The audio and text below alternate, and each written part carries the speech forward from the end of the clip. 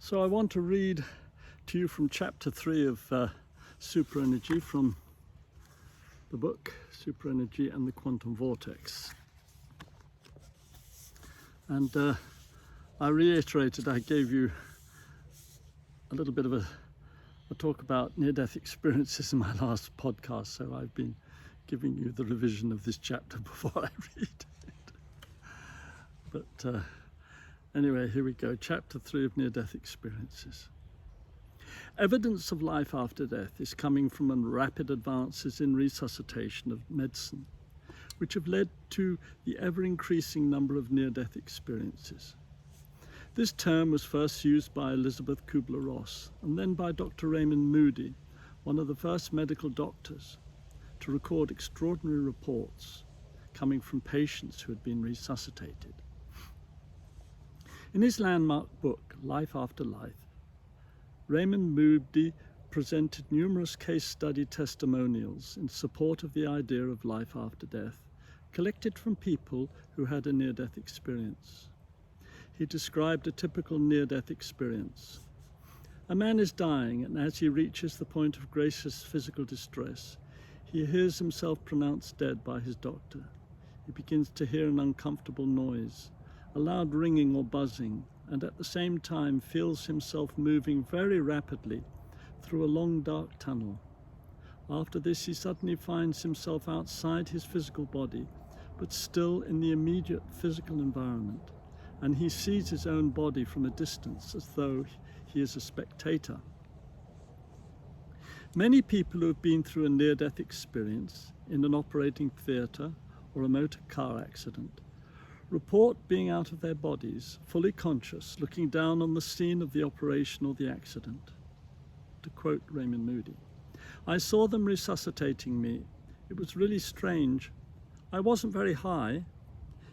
It was almost like I was on a pedestal, but not above them to any great extent, just maybe looking over them. I tried talking to them, but nobody could hear me. Nobody would listen to me."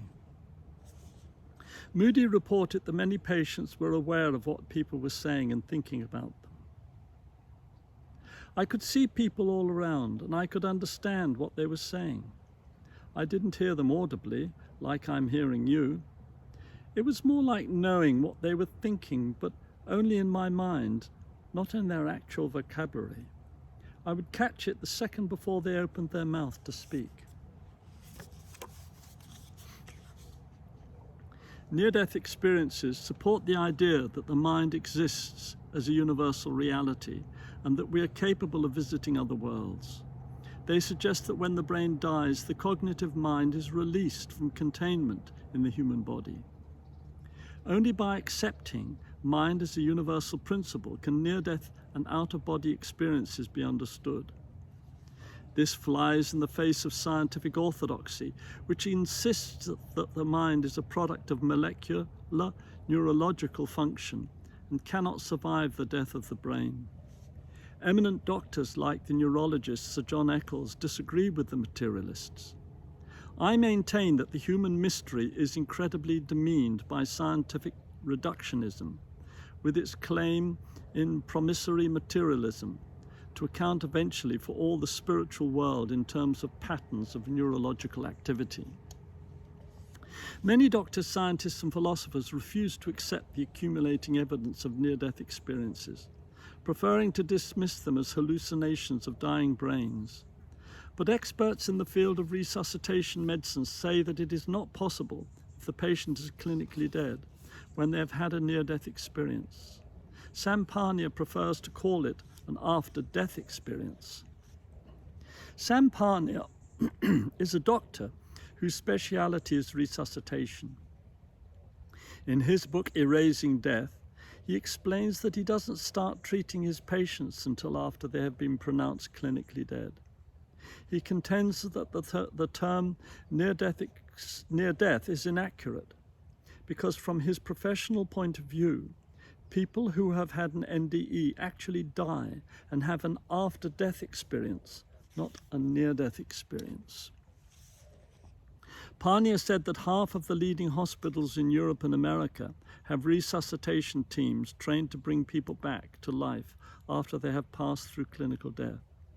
He said that worldwide, the accumulated reports of an afterlife from people being brought back from the dead now number in millions. Dr. Parnia and other critical care specialists routinely interview patients asking if they have had an experience prior to resuscitation. Parnia said that about 10% of people recall a vivid, life-changing experience of another world beyond the one we live in. At the time of publishing, he had collected about 500 case studies.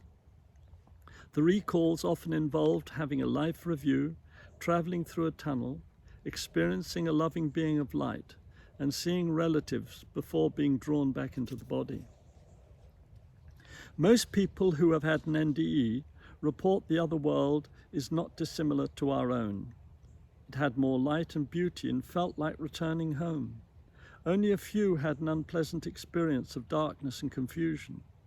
Many said people in the other world have bodies like our own. They saw or were greeted by relatives, often grandparents, who they recognized. In his book, Dr. Parnia claims that science is divided over the extraordinary experiences recalled by people who have actually died and been returned to life by the advances in resuscitation medicine. Parnia points out that attempts to explain away near-death experiences as hallucinations of a dying brain do not stand in cases where the person is clinically dead before resuscitation begins. Sam Parnia is part of an international team of specialists dedicated to proper scientific approaches to NDEs. Recently, in a paper published by the Annals of the New York Academy of Science, they explained that EEG brain scans note higher gamma activity and electric spikes in the brains of dying patients after death. This activity is quite the reverse of what is expected when a person is clinically dead. The researchers said that studies have been unable to disprove the experiences of people resuscitated who have had near-death experience. In her PhD thesis on the near-death experiences of hospitalized intensive care patients, based on a 5-year clinical study, Penny Sartori explained away all the usual explainaways. In her book, The Wisdom of Near-Death Experiences, she makes it clear that near-death experiences cannot be easily explained away if the subject is approached scientifically.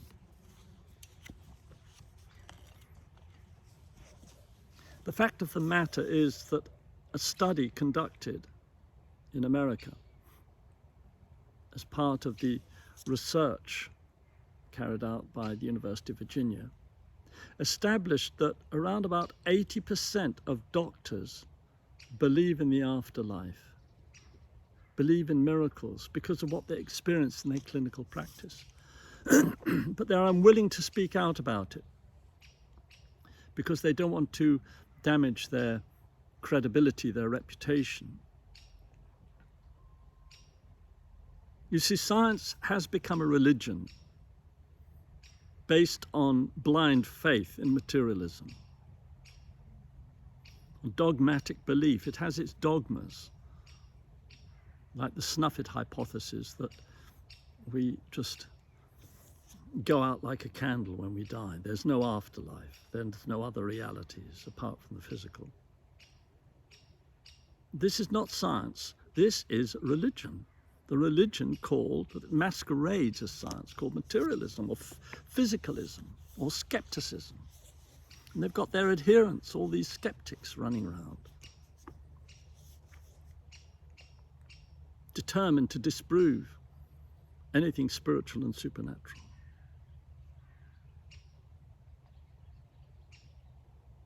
And what is needed desperately is a new approach to quantum physics.